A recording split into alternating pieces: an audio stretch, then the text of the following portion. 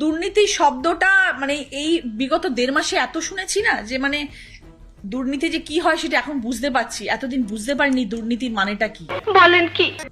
এই 4 তারিখের পর থেকে জানতে পেরেছি অ্যাকচুয়ালি দুর্নীতি কাকে বলে এবং কিভাবে হয় দুর্নীতি। আমরা এরকম দলের সঙ্গে যুক্ত হতে চাই না যেখানে এত দুর্নীতি। এই বদনামের ভাগিদার আমরা হব না। আপনার কোনো দাম নেই। অভিনেত্রী দিদি নাম্বার 1 বলে লোকে একটু ভিড় করে দেখতে গেছিল। মিস্টার ব্যানার্জি, আপনাকে আমি জানিয়ে রাখি, রচনা বন্দ্যোপাধ্যায় একমাত্র হিরোইন পশ্চিমবাংলায় যে মিস্টার বচ্চনের সাথে কাজ করেছে, আপনি বোধহয় জানতেন না জিনিসটা। এবং শুধু তাই নয়, 7খানা ল্যাঙ্গুয়েজে কাজ করেছে, 150-র উপরে ছবি করেছে, আপনি বোধহয় জানতেন না। এখন শুধু আরবানার ফ্ল্যাট, এয়ারপোর্ট আর দিল্লি। এবং এই যে ফ্ল্যাটটা আপনি বলেছেন না, আরবানাতে থাকি, আরবানাতে থাকতে গেলে যোগ্যতা লাগে। সেই যোগ্যতা রচনা বন্দ্যোপাধ্যায় অর্জন করেছে টিএমসি তে কাজ করে নয়। নিউজ পেপাররা দুদলা ছেড়ে আর কেউ ওর বাড়িতে যাচ্ছে।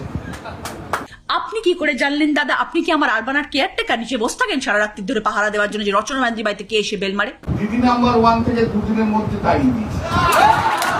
কে কেন করবেন? আপনি নিজের জায়গা সামলান। আপনি তো শুধু কেস করেন, টিএমসির সব কেসগুলো লড়েন। আপনি বাইরের কটা কেস করেন? আমি রচনা বন্দ্যোপাধ্যায় দিদি নাম্বার 1। আমার ফেসটাকে কাজে লাগানোর জন্য হুগলি সিট আমাকে দেওয়া হয়েছিল।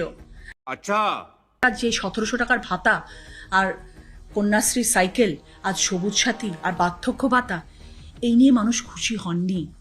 আচ্ছা, তোমরা বলছো বলি রিজাইন করে দেবো। তোমরা কে হে হরিদাস পাল?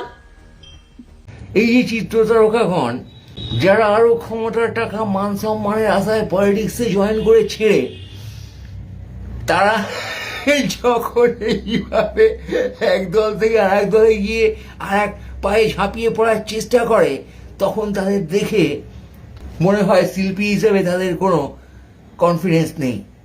তারা শিল্পীর তকমাধারী হয়ে ফেস পরিচিত করে তারপরে কি করে যেন খুব ইনসিকিউর হয়ে সুখের আশায়, সমৃদ্ধির আশায় এ পায়ে সে পায়ে পড়ে প্রাণ ভিক্ষা করছে, সম্মান ভিক্ষা করছে, না আইডেন্টিটি ভিক্ষা করছে। খুব হাই জায়গায় গিয়েও সোসাইটির কারো পদলেহন ছাড়া সসম্মানে বাঁচতে পারছে না। এই যে